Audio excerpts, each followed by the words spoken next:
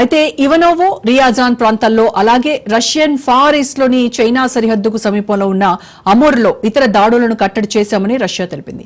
Ukraine బలగాల 7 బిలియన్ల విలువైన రష్యన్ సైనిక విమానాలను ఢీకొట్టిందని పేర్కొంది.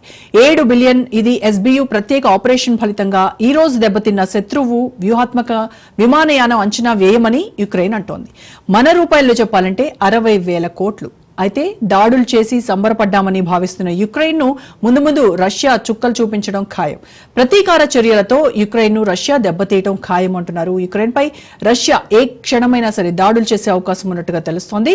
అమెరికా జోక్యం చేసుకున్నా చేసుకోకపోయినా యుద్ధం మాత్రం ఓ రేంజ్లోకి వెళ్లడం ఖాయంగా కనిపిస్తోంది. దీనికి సంబంధించి పూర్తి విశ్లేషణ అందించడానికి ప్రముఖ విశ్లేషకులు మామిడి గిరిధర్ గారు మనకు అందుబాటులో ఉన్నారు. నమస్కారం అండి గిరిధర్ గారు.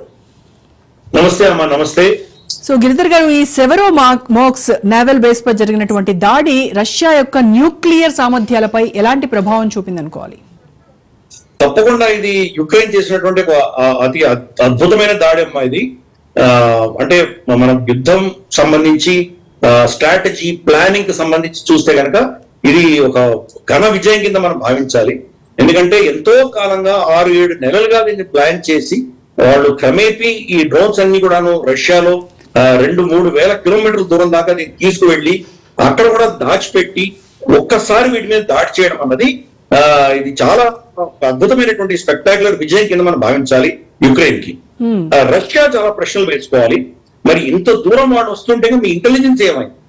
అలాగే మీ యొక్క ఈ స్థావరాల మీద దాడి చేస్తుంటే దానికి ఒక ఐరన్ డోమ్ లాంటిది కానీ లేదా యాంటీ డ్రోన్స్ సంబంధించినటువంటి షీల్డ్ మీద ఏమైంది? ఎందుకు పనిచేయలేదు? వీటిని ఎందుకు డిటెక్ట్ చేయలేకపోయారు? కాబట్టి ఎక్కడో మీ టెక్నాలజీ అన్నది ఇప్పుడు ఉన్నటువంటి మోడర్న్ యుద్ధానికి సంబంధించినటువంటి టెక్నాలజీకి అనుసంధానం అవ్వలేదు. దానివల్ల మీరు దెబ్బతింటున్నట్టు మనకు స్పష్టంగా అర్థమవుతుంది. అది స్ట్రాటజిక్ బాంబర్స్. రేపటి రోజు యుక్రెయిన్ మీద కనుక న్యూక్లియర్ అటాక్ చేయాలంటే కనుక ఈ స్ట్రాటజిక్ బాంబర్స్ ఏవైతే ఉన్నాయో వాటిని ఉపయోగించాలి. వాటిని అది కూడాను రమారమి 30-40 ఎయిర్ క్రాఫ్ట్స్ ని ఒకటే దాడిలో వాడు దాన్ని ధ్వంసం చేయడం అన్నది చాలా ఒక స్పెక్టాక్యులర్ విజయం కింద మనం భావించాలి. దీనిలో 2 అంశాలు. ఒకటి, వాళ్ళ ప్లానింగ్ ఎంత అద్భుతంగా ఉన్నది. 2, రష్యా ఎందుకు ఇంత యుద్ధంలో జరుగుతున్నా కానీ కూడా వాళ్ళ వెనకాల ఉన్నటువంటి స్థావరాలు దానికి సంబంధించిన రక్షణలో వీళ్ళు ఎందుకు ధ్యాస పెట్టలేదు అన్నది 2వ ప్రశ్న. మనం చూస్తే కనుక రష్యా నుంచి తీసుకున్నటువంటి S-400 మనకు చాలా అద్భుతంగా పనిచేస్తుంది. మనకు ఆపరేషన్ సింధూర్ లో మనం వాళ్ళ టెక్నాలజీ వాడుకున్నాం. ఇన్ఫాక్ట్ ఎప్పుడో పాత L-70 ఎయిర్ గన్స్ అవి కూడా వాడుకున్నాం మనం. అవి రష్యన్ టెక్నాలజీ మనకు భారతదేశానికి పనిచేసి రష్యాకి ఎందుకు పనిచేయలేదు? కాబట్టి ఇది ఒక పెద్ద ప్రశ్న రష్యా వేసుకోవాలి. వాటిని అనుసంధానం చేసి మొత్తం ఇంటగ్రేట్ చేయగలిగిన కెపాసిటీ మన దగ్గర ఉంది. రష్యా నుంచి తీసుకుంది కావచ్చు, మన దేశంలో తయారు చేసింది కావచ్చు, ఫ్రాన్స్ నుంచి తీసుకుంది కావచ్చు, ఇజ్రాయెల్ నుంచి తీసుకుంది కావచ్చు. వీటిని అన్నింటినీ కూడా మనము ఆకాష్ తీర్ అన్న పేరిట ఆర్టిఫిషియల్ ఇంటెలిజెన్స్ తోటి వీటిని అన్నింటినీ కూడా అనుసంధానం చేసి అద్భుతంగా ఒక షీల్డ్ మనం తయారు చేసుకోగలిగాం. రమారమి 3,000 కిలోమీటర్లు, అంటే మనకు ఉత్తరాన ఉన్నటువంటి కార్గిల్, స్కర్దు ప్రాంతం నుంచి తీసుకొని కింద ఉన్నటువంటి భుజ్, తర్వాత మనకు రాడ్ ఆఫ్ కచ్, ఇంతవరకు రమారమి 3,000 కిలోమీటర్ల దూరంలో మనం దాన్ని ఎదుర్కోగలిగాము. ప్రతి డ్రోన్ ని మనం పెంచగలిగాము. వాళ్ళ ఎయిర్ డిఫెన్స్ ని కొట్టేసి వెళ్ళి 300-400 కిలోమీటర్లు ఆ దేశంలో ముందరకు వెళ్ళి మనం కొట్టి రాగలిగింది. అంటే అదే టెక్నాలజీని మరి రష్యాకి ఎందుకు పనిచేయట్లేదు? రష్యా దాన్ని ఎందుకు వాళ్ళు వాడలేకపోతున్నారు?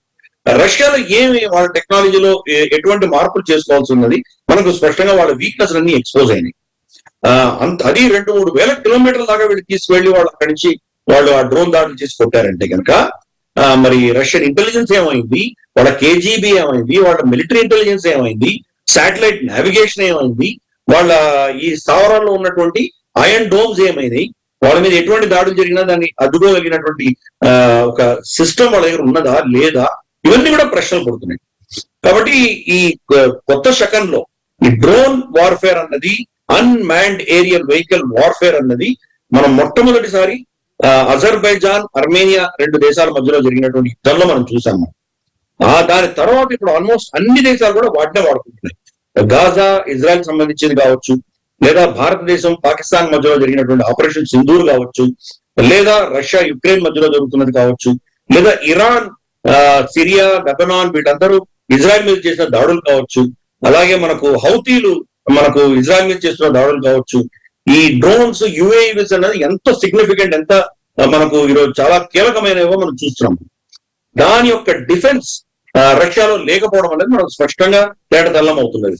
వాళ్ళ టెక్నాలజీ అంతా కూడా పాతకాలం టెక్నాలజీ. S-400 ఏంటంటే పెద్ద పెద్ద మిసైల్స్ కానీ పెద్ద పెద్ద ఎయిర్ క్రాఫ్ట్స్ కానీ వాటిని హ్యాండిల్ చేయగలవు. కానీ ఇటువంటి చిన్న చిన్న డ్రోన్స్, చిన్న చిన్నటువంటి ఎక్విప్మెంట్ ని తీసుకొచ్చి వాళ్ళు కనుక అటాక్ చేస్తే దాన్ని నిజంగా తట్టుకునేటువంటి ఒక ప్రోటోకాల్స్ ఈరోజు రష్యాలో లేవు అని స్పష్టంగా అర్థమవుతుంది.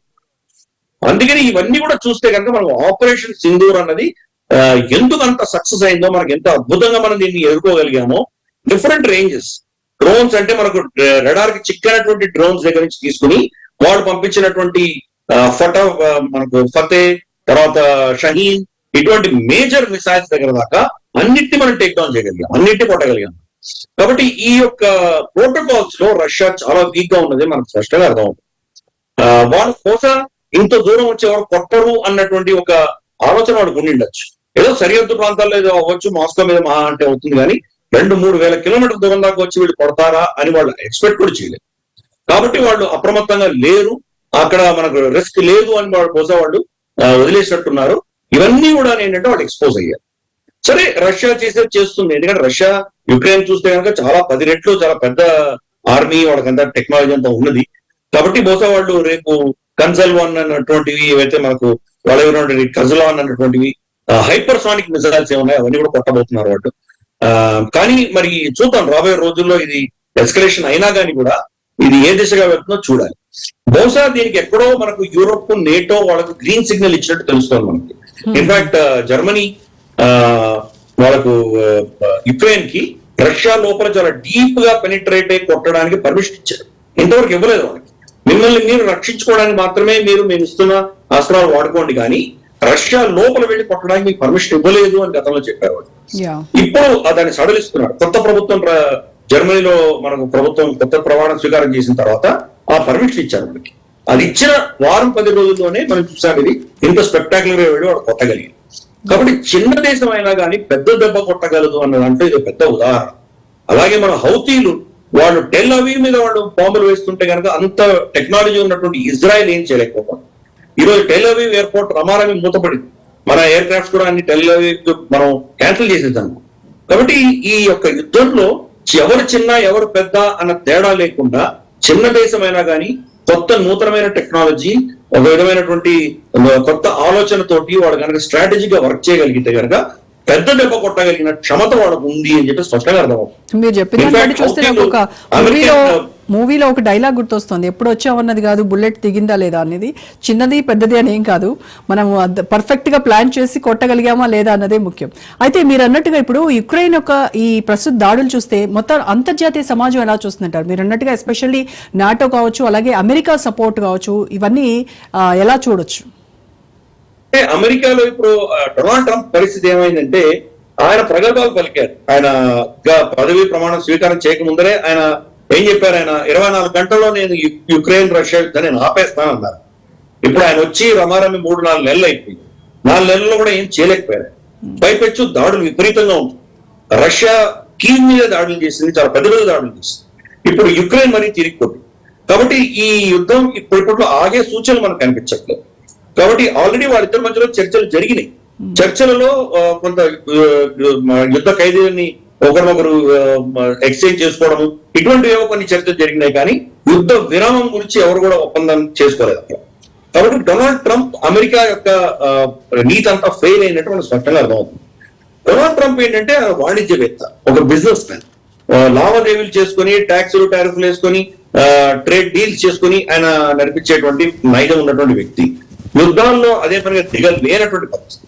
ఆయన వచ్చిన తర్వాత చేసినటువంటి యుద్ధం మొట్టమొదటిది ఏదైనా ఉందంటే కనుక హౌతీల మీద ఆయన దాడులు చేశారు. హౌతీల మీద చేసినటువంటి దాడి స్పెక్టాక్యులర్ గా ఫ్లాప్ అయింది. అమెరికాలో ఉన్నటువంటి MQ-9 రీపర్ డ్రోన్స్ అని ఉన్నాయి వాళ్ళ దగ్గర. జనరల్ అటామిక్స్ అని చెప్పేసి ఒక చాలా పెద్ద కంపెనీ అది. మనం కూడా వాళ్ళ దగ్గర నుంచి ఆల్మోస్ట్ కొన్ని 10-12 మనం కొంటున్నాం వాళ్ళ దగ్గర. ఈ రీపర్ డ్రోన్స్ కొంటున్నాం. ఈ రీపర్ డ్రోన్సే గతంలో మనకు ఒసామా బిన్ లాదెన్ ఎక్కడున్నాడని, అలాగే మనకు ఐమన్ అల్ జవాహరిని కొట్టినది, మనకు పాక్ రీజన్, ఆఫ్ఘనిస్తాన్ పాకిస్తాన్ రీజన్ లో చాలా మంది టెర్రరిస్ట్ అని షూట్ డౌన్ చేసినటువంటి పెద్ద చాలా పేరుగాంచినటువంటి రీపర్ డ్రోన్స్. ఈ రీపర్ డ్రోన్స్ రమారం 20 రీపర్ డ్రోన్స్ ని హౌతీలు ఎగరగొట్టారు. హౌతీలు దాన్ని టార్గెట్ చేసి దాన్ని కూలగొట్టగలిగారు. అంటే అమెరికన్ టెక్నాలజీ ఎక్కడో ఫెయిల్ అవుతుందని మనకు అర్థమవుతుంది. హౌతీలు వీళ్ళ మీద ప్రయోగం చేసినటువంటి అస్త్రాలు దాన్ని తప్పించుకోవడానికి వాళ్ళ aircraft carrier, American aircraft carrier ఒక సడన్ టర్న్ తీసుకునేసరికి దాని డెక్ మీద ఉన్నటువంటి F-18 హార్నెట్ విమానాలు సముద్రంలో పడింది. అంటే వాళ్ళ ప్రోటోకాల్స్ ఎంత వీక్గా ఉన్నాయో అర్థమవుతుంది. ఇంతకాలం మమ్మల్ని ఎవరు జయించలేరు, మేము చాలా పెద్ద శక్తి అని వాళ్ళకు విధమైనటువంటి అహంకారం ఉండేది.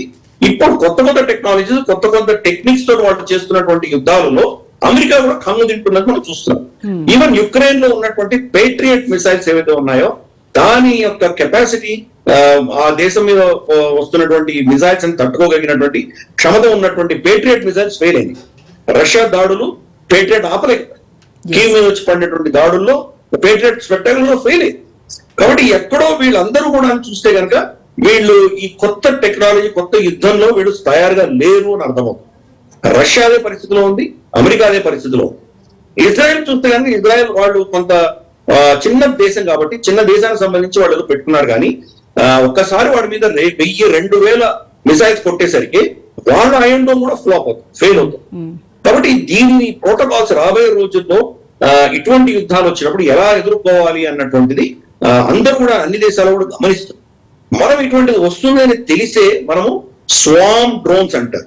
స్వామ్ డ్రోన్స్ అంటే ఒక పెద్ద మనకు పురుగుల ఇది వస్తుంది కదా, పెద్ద ఇది వస్తుంది కదా, ఒక వేవ్ లాగా వస్తుంది కదా, అటువంటిది మనకు కొన్ని 100,000 డ్రోన్స్ పంపించగలిగినటువంటి ఒక టెక్నాలజీ ప్రపంచంలో ఉన్నది. దానిని మనం ఈరోజు ఆర్మీలో ఇంటాక్ట్ చేస్తుంది. అలాగే స్వామ్ డ్రోన్స్ ని ఎలా హ్యాండిల్ చేయాలి, మనమే శత్రువు ప్రయోగిస్తే దాన్ని ఎలా తట్టుకోవాలి, దాని ప్రోటోకాల్స్ కూడా మనం చేస్తున్నాం. గత 5-6 ఏళ్లలో అంటే గల్వాన్ ఘటన జరిగినప్పటికీ మన దగ్గర డ్రోన్స్ లేదు. గల్వాన్ ఘటన జరిగిన 2020లో జరిగింది. ఇప్పుడు 5 ఏళ్ళు. 5 ఏళ్లలో మనం ఈరోజు డ్రోన్ కి సంబంధించినటువంటి వార్ఫేర్ లో చాలా నైపుణ్యత సంపాదించాం. అఫ్ కోర్స్ ఇంకా చాలా దూరం వెళ్ళవచ్చు. ఈ రోజు టర్కీకి సంబంధించిన డ్రోన్స్ కావచ్చు, చైనీస్ డ్రోన్స్ కావచ్చు, ఇరానియన్ సంబంధించిన కావచ్చు, ఇవన్నీ కూడా మనం హ్యాండిల్ చేయగలిగిన ఆపరేషన్ సింధూర్ లో మనం ఇవన్నీ కూడా స్పెక్టాక్యులర్ గా వాళ్ళని కొట్టి